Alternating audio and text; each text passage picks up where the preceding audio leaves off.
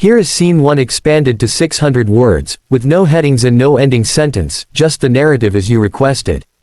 Rain hammered the highway in hard, slanted lines, turning the desert road into a slick ribbon of silver.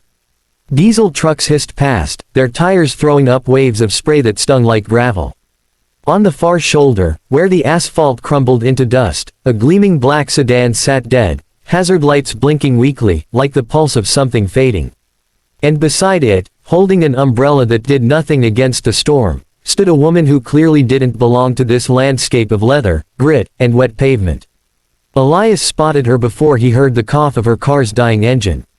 He was used to noticing things, potholes, weather changes, worn treads on bikes, and people who looked like they shouldn't be alone out here.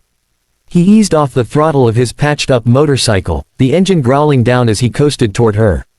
His jacket was soaked through, his jeans plastered to his skin, but he still lifted his visor and tried to smile.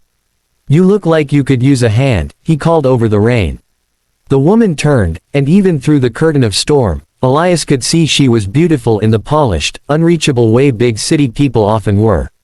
High cheekbones, dark lashes clumped with rain, a suit jacket that probably cost more than his entire bike. But her eyes, wide, sharp, assessing, softened with relief at the sight of him. "My car just died," she said, her voice trembling as though she was trying not to show it. "I was on my way to an investors' meeting. I don't know what happened.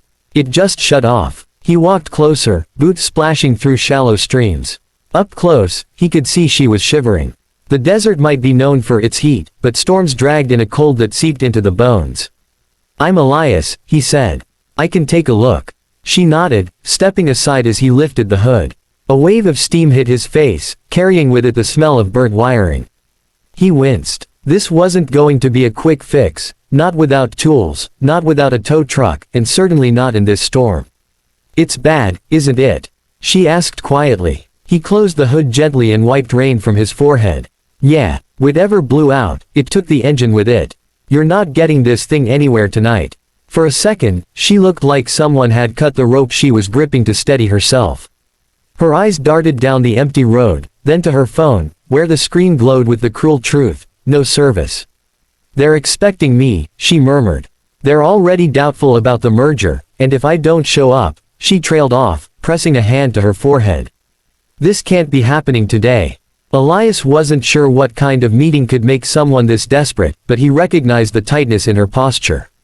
Pressure. Fear of failing. He lived with those too, no suit required. "I can give you a ride," he said. "Closest town is 20 minutes if the rain lets up. There's a diner there. Phone, warmth, someone who can tow your car."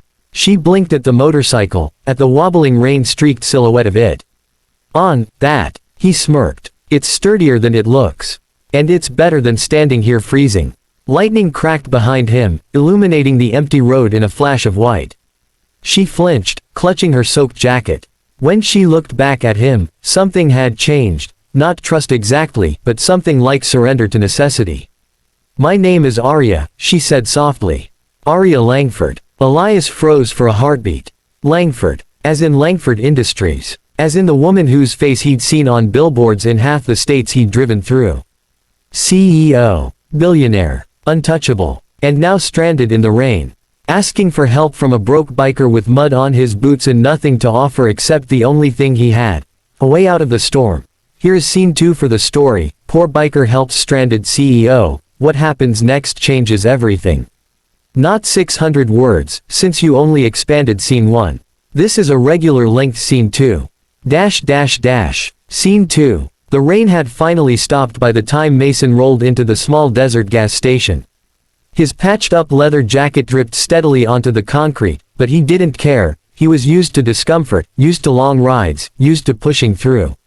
What he wasn't used to was the sight waiting for him. A sleek black SUV, clearly expensive, sat parked near the pumps. The hood was propped open. And beside it stood the woman he had rescued an hour earlier, the same woman whose car battery he jump-started with tools that had seen more years than both of them combined. Savannah Hale. He still wasn't sure how someone like her had ended up broken down in the middle of nowhere.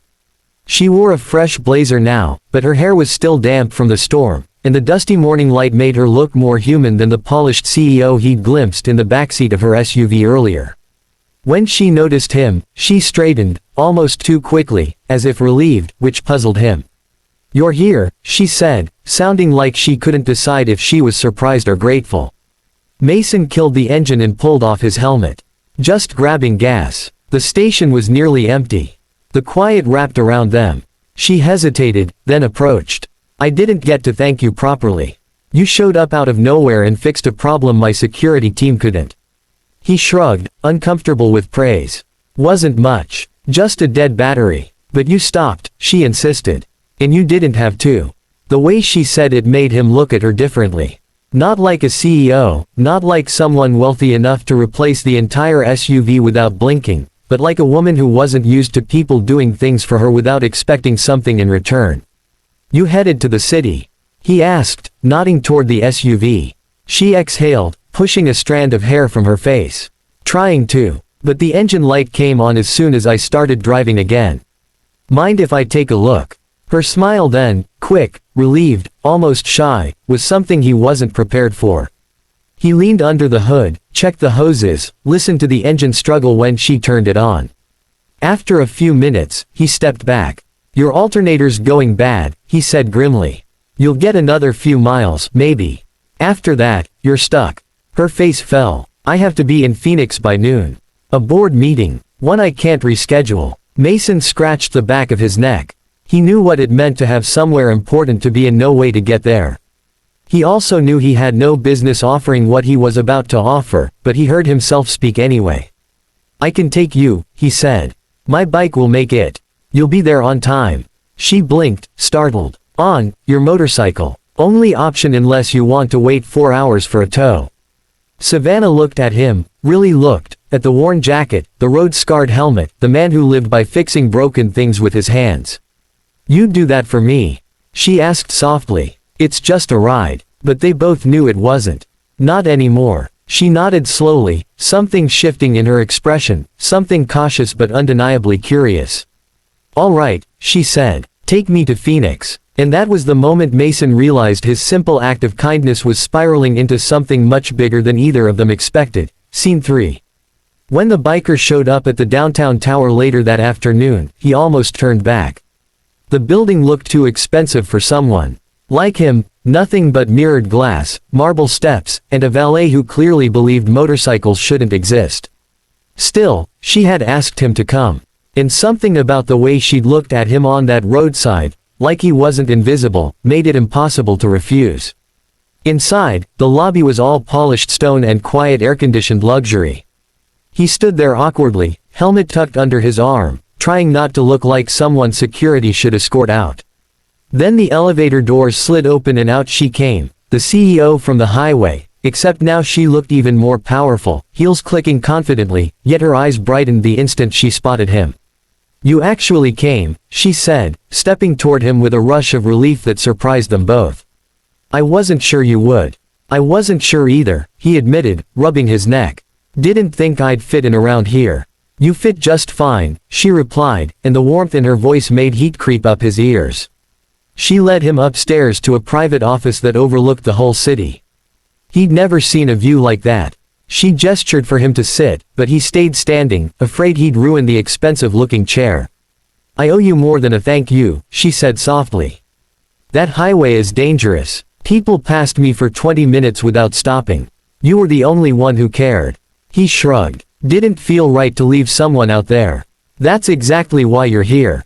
She opened a drawer and placed a thick folder on the desk. "My company's opening a community logistics program. We need someone trustworthy, practical, someone who doesn't just drive past when things get hard. I thought, maybe you'd consider a position." He blinked at her, stunned. "A job? For someone like me? For someone exactly like you?" For a moment the room felt too small, too bright. He thought of the tiny apartment he worked 3 jobs to afford, the repairs his bike still needed, the way people usually looked at him like he was trouble. But she didn't look at him that way. She looked at him like he mattered. "I don't have fancy experience," he murmured. "You have integrity," she said. "I can teach the rest." He swallowed hard, unable to speak. She stepped closer, her voice dropping to something gentler. "And if you say yes, this might only be the beginning."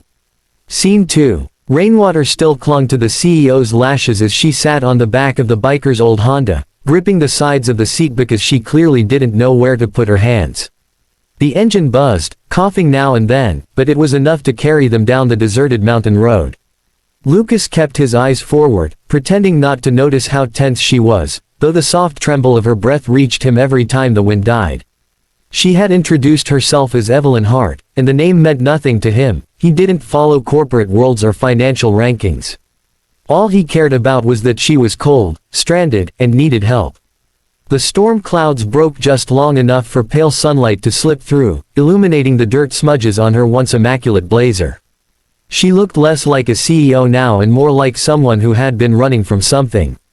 Lucas thought to ask what had really happened to her car, why she was driving alone in the middle of nowhere in a suit meant for boardrooms, but he swallowed the question. He'd learned long ago that people usually told the truth only when they were ready.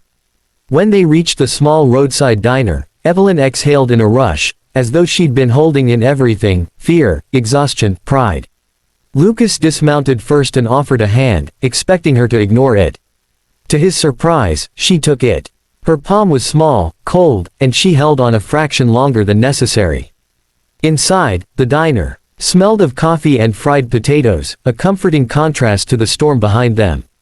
Evelyn sat stiffly across from him, the overhead light catching the lingering droplets in her hair. She looked out of place among dusty boots and trucker jackets, yet oddly relieved to be somewhere ordinary. Lucas ordered coffee for both of them. She didn't protest. Instead, she wrapped her hands around the warm mug like someone starving for heat. When she finally met his eyes, something in her expression had softened, not quite trust, but the first flicker of it. And Lucas realized she wasn't just stranded on the road. She was stranded in a way that had nothing to do with broken engines or flat tires. Scene 3. Evelyn's assistant finally called back, after nearly an hour, her ringtone slicing through the quiet hum of the diner. She answered with a professional tone so sharp it almost startled the waitress passing by. But the moment her assistant asked if she wanted a vehicle sent for her, Evelyn hesitated. Lucas caught the shift, the way her gaze slid toward him, then toward the rain still beating against the windows. "No," she said slowly. "I'm fine where I am for now." The lie was soft but unmistakable. When the call ended, she tapped her nails against the ceramic cup, tension creeping back in. Lucas didn't push, but Evelyn spoke anyway, as if the silence between them demanded honesty. "The car didn't just break down," she murmured. "I walked out of a meeting. A big one." She gave a short laugh that wasn't a laugh at all. "I couldn't breathe in there anymore. Like I was being smothered by expectations I didn't set." Lucas understood more from her tone than her words. People didn't run unless something inside them had already snapped. She looked at him then, really looked, and something unguarded flickered across her face. Maybe it was recognition, maybe gratitude, maybe the shock of discovering that the first person she'd spoken to honestly in months was a grease-covered stranger with road dust still on his boots. Before either of them could speak again, the storm outside cracked open, shaking the windows. Evelyn flinched. Lucas noticed. Outside, his bike sat under the awning, water dripping steadily from its rusted handlebars. "My office expects me back by morning," she whispered, almost to herself. "But I don't know if I can go back." Lucas didn't move, didn't pry, but she seemed to find comfort simply in the fact that he stayed quiet. The kind of quiet that didn't judge. Scene 4. By the time the rain subsided, the sky had turned a bruised shade of lavender. The diner crowd thinned, leaving only the hum of the fridge and the soft clatter of dishes being washed in the back. Evelyn stood slowly, smoothing her clothes, though it did little to restore her polished appearance. She stepped outside, breathing in the cool air like someone who hadn't had space to breathe in months. Lucas walked beside her toward the bike. He was ready to wish her well and disappear back into his life.